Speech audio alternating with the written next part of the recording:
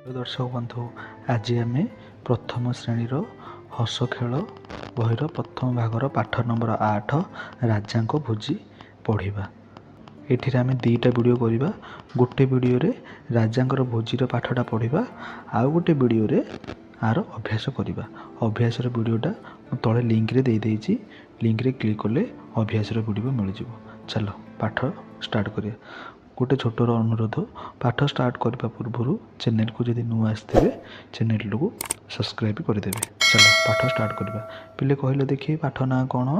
ପାଠ ନାଁ ହେଉଛି ରାଜାଙ୍କ ଭୋଜି। ପାଠ ନାଁ କ'ଣ? ରାଜାଙ୍କ ଭୋଜି। ଦେଖିବା ରାଜା କିଏ, କେଉଁଠି ଭୋଜି ହେଉଛି, କ'ଣ ହେଉଛି, ଚାଲ ଦେଖିବା। ଏଗୁଡ଼ା କ'ଣ ସବୁ ପଶୁପକ୍ଷୀ ଦେଖାଯାଉଛନ୍ତି। ମାନେ ଏଥିରୁ ଜଣାପଡ଼ୁଛି ଯେ ବଣରେ ଭୋଜି ହେଉଛି ଗୋଟେ। ହେଲା, କିଏ ଭୋଜି ଦେଉଛି? ବଣର ରାଜା କିଏ ଜଣେ ଭୋଜି ଦେଉଥିବ।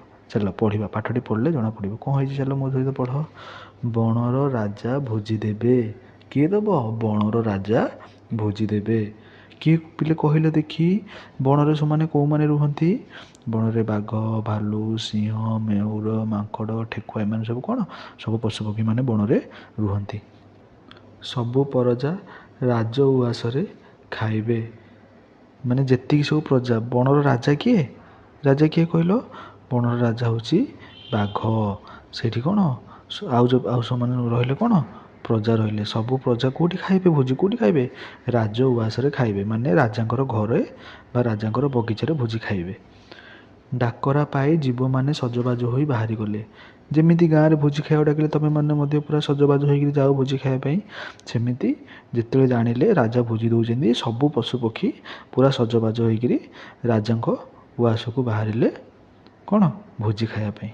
ଚାଲ ଦେଖିବା କ'ଣ ହେଲା। ଦେଖ, କେତେ ଜଣ ଆସିଛନ୍ତି ଭୋଜି ଖାଇବା ପାଇଁ।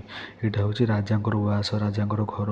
ଫାଷ୍ଟ ଯାଉଛି ଠେକୁଆ, ତାପରେ ମୟୂର, ହରିଣ, କଇଁଛ, ମାଙ୍କଡ଼, ଭାଲୁ, ସାପ, ସେମିତି ଏଇଟା କ'ଣ? ଗୁଣ୍ଡିଚି ମୂଷା, ବୁଢ଼ା ଗଧିଆ। ଏଇଟା ଯେଉଁ ଗଧିଆଟା, ବୁଢ଼ା ଗଧିଆ। ପିଲେ ଏଇଟା କ'ଣ? ଏଇଟା କ'ଣ ମଇଁଷି ଭଳି ଦେଖାଯାଉଛି। ଏଇଟା ହେଉଛି କ'ଣ? ମଇଁଷି। କ'ଣ ଏଇଟା? ମଇଁଷି। ବା ସମସ୍ତେ କ'ଣ ଯାଉଛନ୍ତି ଭୋଜି ଖାଇବା ପାଇଁ। ଚାଲ ତାପରେ ଦେଖିବା କ'ଣ। ଭାଲୁ ବଡ଼ ଡାଲାଟିଏ ଧରିଥିଲା, ସେଥିରେ ଦେଖୁନ ପିଲେ ଏଇଠି ଦେଖ, ଭାଲୁ କ'ଣ ଗୋଟେ ବଡ଼ ଡାଲାଟେ ଧରିଛି। ସେଥିରେ କ'ଣ? ସେଥିରେ ଧଳା ଧଳା ଫୁଲ ସଜା ହୋଇଥାଏ। ସେଥିରେ କ'ଣ ହେଇଛି? ଧଳା ଧଳା ଫୁଲ ସବୁ କ'ଣ ସଜା ହେଇଛି। ଦେଖୁନ କେତେ ଫୁଲ ଅଛି। ହନୁ ଧରିଥାଏ ଗୋଲାପ କଢ଼। ହନୁ ଗୋଟେ ଗୋଲାପ କଢ଼ଟେ ଧରିକି ଯାଉଛି ରାଜାଙ୍କୁ ଦେବ ବୋଲି। ହନୁ ଗୋଟେ କ'ଣ ଗୋଲାପ କଢ଼ ଧରିଛି। ଚାଲ ଦେଖିବା ଆଉ କ'ଣ ଦେଇଛି। ସବା ପଛରେ ବୁଢ଼ା ଗଧିଆଟିଏ ଢଳି ଢଳି କରି ଚାଲିଥାଏ। କାହିଁ ପିଲେ ଦେଖିବା ଗଧିଆଟା କାହିଁ। ଦେଖ, ବୁଢ଼ା ଗଧିଆଟି କେମିତି ଢଳି ଢଳି କରିକିରି କ'ଣ ଯାଉଛି। ଇଏ ସବୁଠୁ ପଛରେ, ବୁଢ଼ା ହେଇଗଲାଣି ନା, ସେଥିପାଇଁ ଧୀରେ ଧୀରେ ଧୀରେ ଧୀରେ ଢଳି ଢଳି କରିକି ଯାଉଛି। କୁଆଡ଼େ ଯାଉଛି? ରାଜାଙ୍କର ଉଆସ ଆଡ଼କୁ। ବୁଝିଲ ପିଲାମାନେ?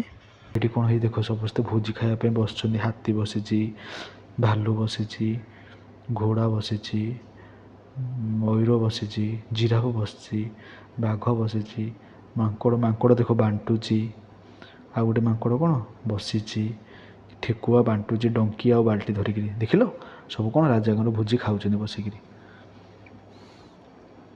ତାପରେ କ'ଣ ଅଛି? ଡାବାରେ ଖାଇବା ଦରବ ଥାଏ। ଦେଖୁନ ଏ ଡାବା ଗୁଡ଼ା ଯେଉଁ ସବୁ ବାଣ୍ଟୁନାହାନ୍ତି, ଡାବାରେ ଧରୁଛନ୍ତି ଯେଉଁ, ଏଗୁଡ଼ା ସବୁ ଡାବା ଗୁଡ଼ା। ଦେଖ ଏ ଡାବା ଯାର ସବୁ ଯେଉଁ ବାଲ୍ଟି ଗୁଡ଼ା, ଏଥିରେ ସବୁ କ'ଣ ଖାଇବା ଜିନିଷ ଅଛି, ଖାଇବା ଦରବ ଥାଏ। ତାପରେ ଢାଙ୍କୁଣୀ ଖୋଲି ଦିଆଗଲା। ଏ ସବୁ ଢାଙ୍କୁଣୀ ଖୋଲିକିରି ସବୁ କ'ଣ କରୁଛନ୍ତି? ବାଣ୍ଟୁଛନ୍ତି।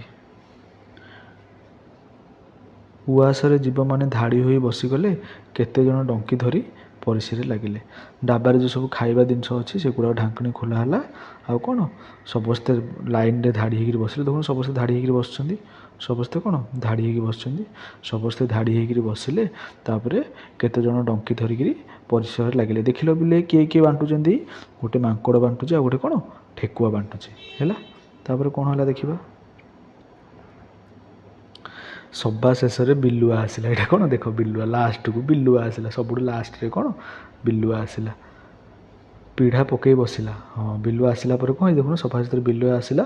ଦେଖୁନ ପିଢ଼ା ଉପରେ ବସିଛି, ପିଢ଼ା ପକାଇ ବସିଲା।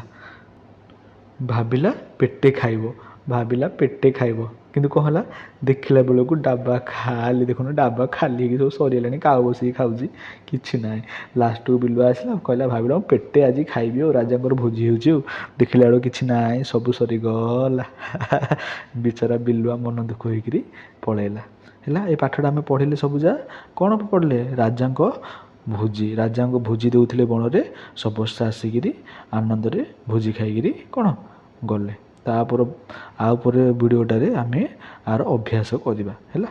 ଅଭ୍ୟାସର ପ୍ରଶ୍ନ ଉତ୍ତର ଗୋଟି ଗୋଟି କରି ସବୁ ପ୍ରଶ୍ନ ଉତ୍ତର କରିବା। ଆଉ ଆର ପ୍ରଶ୍ନ ଉତ୍ତର ଭିଡ଼ିଓଟା ମୁଁ ତଳେ ଲିଙ୍କରେ ଦେଇଦେଇଛି। ଭିଡ଼ିଓଟି ଭଲ ଲାଗିଲେ ଚ୍ୟାନେଲଟିକୁ ସବସ୍କ୍ରାଇବ୍ କରିବେ।